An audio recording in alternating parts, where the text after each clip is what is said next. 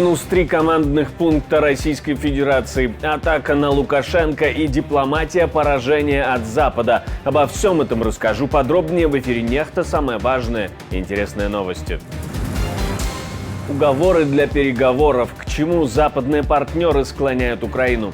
Западные дипломаты и все больше украинских чиновников приходят к мнению, что значимые гарантии безопасности могли бы стать основой для урегулирования путем переговоров.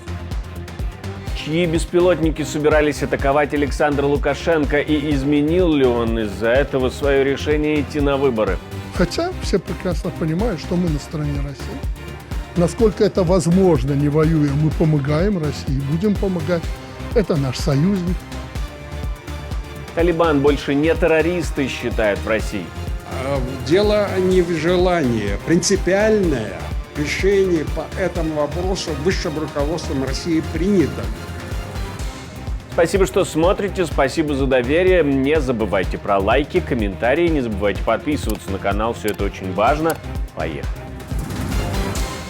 Силы обороны Украины нанесли удары по 3 командным пунктам России с использованием ракет Storm Shadow и реактивных снарядов GMLRS. Об этом сообщили в Генеральном штабе. Операция была проведена подразделениями военно-воздушных сил, ракетных войск и артиллерии Украины вместе с другими элементами оборонных сил. Ранее Украина получила ракеты Storm Shadow от Великобритании, которые могут поражать цели на расстоянии до 250 километров. Снаряды GMLRS, применяемые в установках «Хаймарс», тоже уже продемонстрировали свою эффективность в ходе боевых действий. Президент Украины Владимир Зеленский представил новую стратегию, которая фокусируется на укреплении военной и дипломатической поддержки Украины со стороны союзников, чтобы заставить Россию сесть за стол переговоров. Как пишет Financial Times, западные дипломаты и украинские чиновники обсуждают, что гарантии безопасности могут стать основой урегулирования. При этом Россия может временно сохранить контроль над оккупированными территориями без юридического признания. Но признание этого контроля недопустимо, поскольку это поощрит дальнейшую агрессию.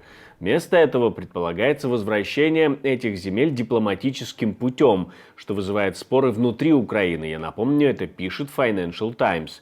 Вопрос о предоставлении Украине гарантий безопасности тоже активно обсуждается, но США пока не готовы защищать Украину по 5-й статье НАТО до завершения войны.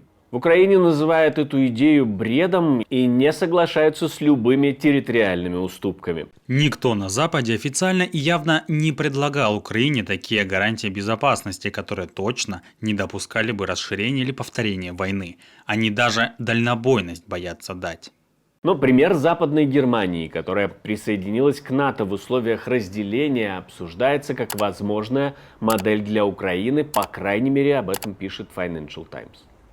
Западные дипломаты и все больше украинских чиновников приходят к мнению, что значимые гарантии безопасности могли бы стать основой для урегулирования путем переговоров, по итогам которых Россия де-факто, но не де-юре, сохранит контроль над всеми или частью оккупированных территорий Украины.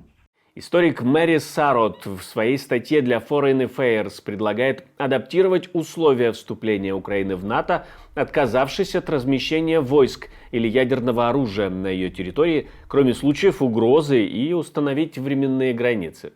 Это могло бы быть предложено России как свершившийся факт. Россия примет решение об исключении движения «Талибан» из списка террористических организаций. По словам спецпредставителя по Афганистану Замира Кабулова, решение уже утверждено на высшем уровне и остаются лишь формальные процедуры. Об этом пишет агентство ТАСС, но, наверное, тут удивительного ничего и нет, и не только решение уже принято. Министерство иностранных дел совместно с Федеральной службой безопасности и целым рядом других российских ведомств завершает правовую работу над процессом исключения движения талибов из так называемого террористического списка Российской Федерации. Дело не в желании. Принципиальное решение по этому вопросу высшим руководством России принято, но все этот процесс необходимо делать в рамках российского правового поля. Это требует скрупулезной работы юристов, парламента и других ведомств, чтобы этот процесс был завершен в установленном законом порядке. Действительно, Россия уже давно, кажется, не считает талибов террористами, ведет с ними коммуникацию и выстраивает отношения. А после того, как представители организации попросились в БРИКС и, в принципе, для Федерации, они могут стать деловыми партнерами. Для Кремля это просто то, что упростит сотрудничество с Талибаном, избавит от вот этого неудобного момента, который периодически всплывал на встречах с талибами, и сами талибы подчеркивали, что пора бы уже их исключить из списка террористов. Но в практическом смысле я не думаю, что что-то существенно поменяется для Москвы, потому что никакого тесного взаимодействия с Афганистаном у России не было и нет. Если мы посмотрим вот на сухую статистику, на экономические отношения, то Россия хорошо, если в десятку крупнейших партнеров Афганистана входит. Россия не инвестирует в Афганистан, в отличие, скажем, от Китая, Ирана, Пакистана, и нету никаких серьезных показателей, скажем, по товарообороту. Вот по итогам 2023 года Всемирный банк опубликовал очередной доклад об экономической ситуации в Афганистане. Там, в частности, говорилось о внешнеторговых партнерах Афганистана. Про Россию там не сказано ни слова. Наша команда существует благодаря вам. Поддержите ее, чтобы мы могли продолжать нашу работу. Российские войска нанесли удар по Краматорску, предположительно управляемыми авиабомбами. В части города пропал свет. Следом был нанесен повторный удар. В сети распространяется тем временем видео падения военного судна недалеко от Константиновки, что рядом с Краматорском, тоже в Донецкой области. Украинские власти заявили, что сбили российский штурмовик Су-25, но российские военные корреспонденты, так называемые, начали опровергать эту информацию, утверждая, что на самом деле был уничтожен беспилотник С-70 «Охотник». В сети появились видео, на которых предположительно запечатлено падение именно этого дрона. Для сравнения, стоимость беспилотника «Охотник» составляет около 17 миллионов долларов, в то время как Су-25 стоит около 11 миллионов долларов. Размах крыльев этого дрона достигает почти 19 метров. Возможно, сбитие произошло во время испытания новой российской разработки. Ранее Россия неоднократно проводила тестирование и боевое применение беспилотников С-70, которые считаются важной частью ее будущих военных технологий.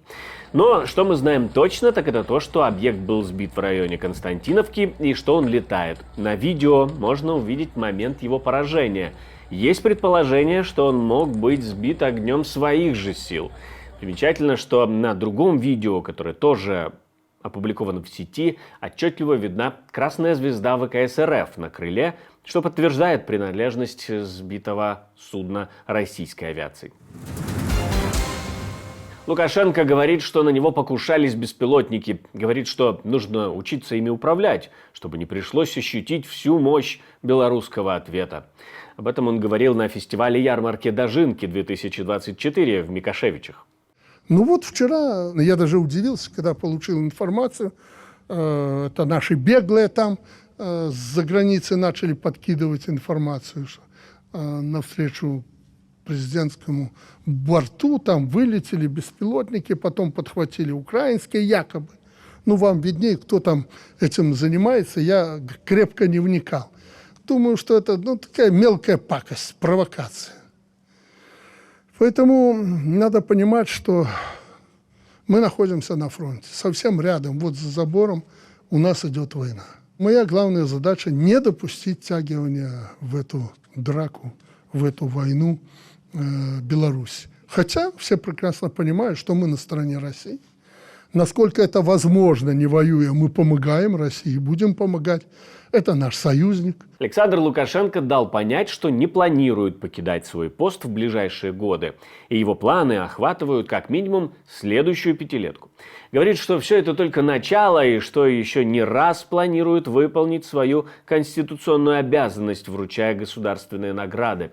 окончании пятилетки мы должны наградить самых достойных, говорит он, награждая работников аграрного сектора. А мы напомним, что раньше Лукашенко не раз говорил, что уйдет с должности, если утратит поддержку народа и не будет держаться за власть любой ценой.